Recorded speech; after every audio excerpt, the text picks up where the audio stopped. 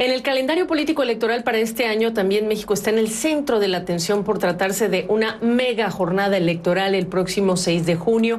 En juego están 15 gubernaturas, casi todas las alcaldías, congresos locales que se van a renovar. También la disputa por el control de la Cámara de Diputados y el impacto que esto tendría para el proyecto del gobierno del presidente Andrés Manuel López Obrador. Es un proceso electoral tan amplio como el que vive México y en medio de un ambiente político altamente polarizado, pues hay mucho que está en juego. Por ello le agradezco a la exconsejera electoral Pamela San Martín que nos acompañe esta tarde.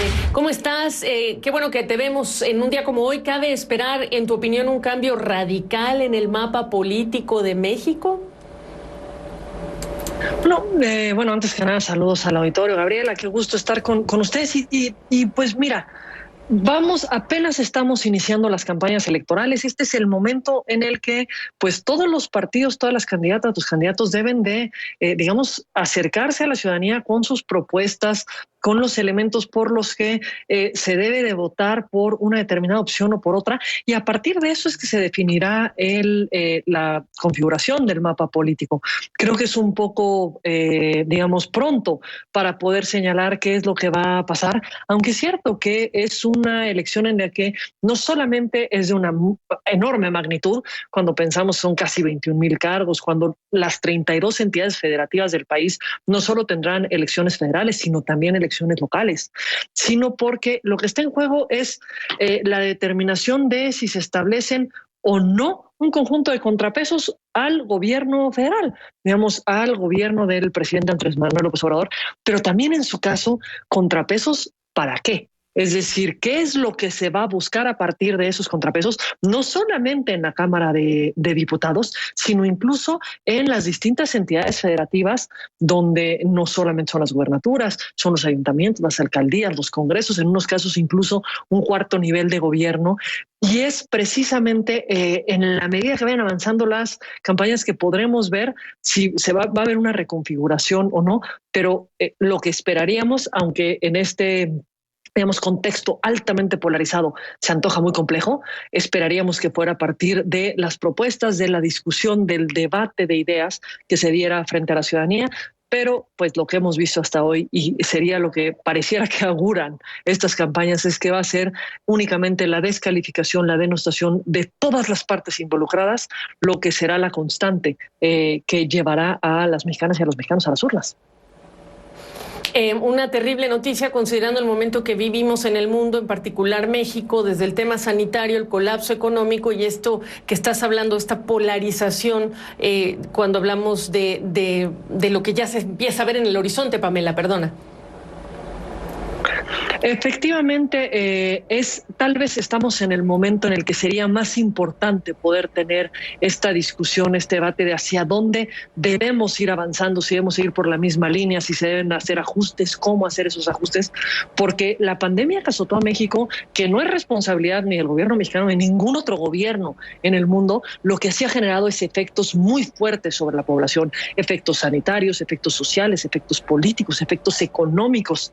Y en ese momento, en esas circunstancias, sería muy importante que fuéramos las mexicanas y los mexicanos quienes definiéramos si el camino por el que vamos es aquel por el que queremos seguir avanzando o si hay ajustes que hacer y en una determinada dirección. Pero cuando el ambiente político está tan polarizado, lo que hace es jalar a todo el mundo hacia la descalificación al de enfrente. Todos los opositores del presidente López Obrador viven atacando al presidente López Obrador precisamente, incluso no solamente por las decisiones que toma como jefe de gobierno, sino como por su forma de participar, inmiscuirse, influir en la competencia entre los partidos, pero de la misma forma, la forma en la que el presidente López Obrador influye permanentemente y al margen de la Constitución en la competencia, es precisamente a partir de la descalificación y de la denostación de quienes están, en un lugar distinto del espectro político o quienes buscan alternativas distintas sin tener muy claro cuáles son estas, a las que plantea el presidente López Obrador. Y esto no es un contexto muy alentador para el desarrollo de estas campañas.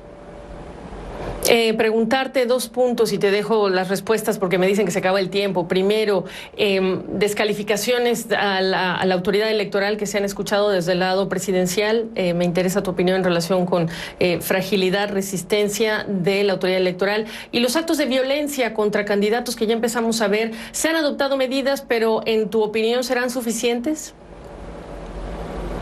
A ver, primer punto, el tema de las descalificaciones hacia la autoridad electoral.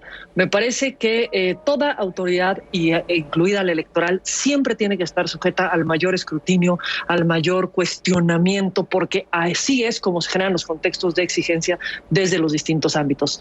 Lo que no cambia el que se genere una preocupación cuando desde el Ejecutivo Federal es donde vienen estas denostaciones, pero además en el contexto de un proceso electoral en el que el árbitro es quien tiene que, digamos, organizar esta competencia. Se vale discutir, cuestionar, preguntarnos por la autoridad, por supuesto, pero creo que la forma en la que se está llevando a cabo no ayuda, y el tema de la violencia creo que es un problema que no solamente está en el marco del proceso electoral, pero se potencializa en el marco del proceso electoral y pareciera que se requieren muchas más acciones para poder garantizar la celebración de campañas en el marco de un contexto de paz. Pamela San Martín, gracias por la brevedad de tus respuestas. Gusto saludarte. Regreso. Gracias a ti, Ale. Nuevamente saludos a tu auditorio.